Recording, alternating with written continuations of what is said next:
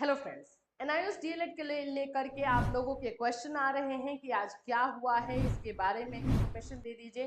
देखो, NIOS DElEd को लेकर के अब कुछ ना कुछ जरूर होते ही रहेगा और इन्फॉर्मेशन हम आपको देते रहेंगे। जब जब जो जो चीजें होंगी बिल्कुल आपको बताया जाएगा, इसका टेंशन आपको लेने का नहीं है। और जो अफवाहें फैलाई जाती हैं, जो बाकी जो चीजें की जाती हैं, उस पर भी आपको बिलीव नहीं करना है। चलिए स्टार्ट करते हैं। उससे पहले फ्रेंड्स, चैनल पर पहली बार विजिट कर रहे हो तो चैनल को सब्सक्राइब कर लेना, बेल आइकन को हिट कर देना, जिससे जब भी कोई अपडेट एनआईओएस डीएलएड के बारे में आए और हम आप तक पहुंचाने की कोशिश करें तो इमीडिएट आप तक पहुंच भी जाए। देखिए, एनआईओएस डीएलएड को लेकर के कल मैंने आपको बताया था कि जो कलकत्ता हाई कोर्ट में जो केस किया गया है वो सिंगल बेंच में ये केस किया गया है, ठीक है।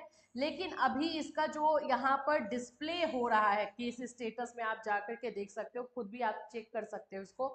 तो वहां पे 30 अप्रैल जो है वो डिस्प्ले हो रहा है।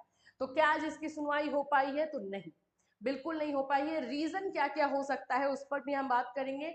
और इसको लेकर के प्रोसेस जो है आगे कैसे और क्या चलने वाला है।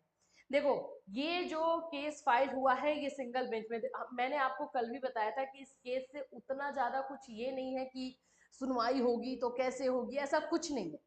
बस इस केस को यहाँ से ले जाकर के डिसमिस करवाने का मकसद है कि यहाँ से जल्दी बाहर निकले और बाहर निकल कर के ये सेकेंड जो है सिंगल बेंच में है तो ये डबल बेंच में जाए और डबल बेंच से फिर सुप्रीम कोर्ट में जाए, मकसद यही है।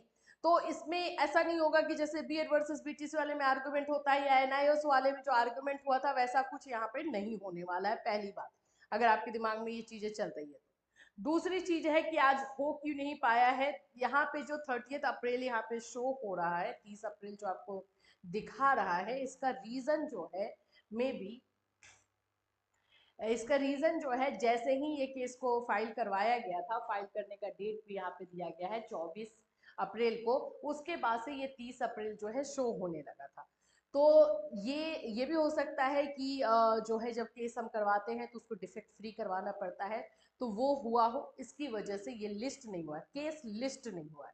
देखो, जब भी केस लिस्ट हो जाता है तो यहाँ पर आपको सीरियल नंबर सीएल करके जो है वो भी दिखाई देने लगता है। बाकी सारे केसेस में आपने देखा होगा ये चीजें नहीं थी। तो कल मैंने भी बोला था कि अभी यहाँ पे 30 अप्रैल दिखाई दे रहा है, अभी ये होगा कि नहीं इस पर देखने वाली बात है। तो फिलहाल आज जो है इसकी सुनवाई नहीं हो पाई है। अब नेक्स्ट डेट जो है कब का मिलेगा, कैसे होगा, जो भी इसके बारे में इंफॉर्मेशन होगी हम आपको बताएंगे, लेकिन ऑथेंटिक बताएंगे। हड़बड़ाने की जरूरत नहीं है और ये सब नहीं बोलना है कि ये सब गलत है, ऐसा है वैसा है। पेशेंस थोड़ा सा तो रखना पड़ेगा। देखो, जिसके जो भी चीजें चल रही हैं उसमें मैंने स्टार्टिंग में बोल दिया था, अब टाइम टेकिंग है, टाइम बिल्कुल लगेगा।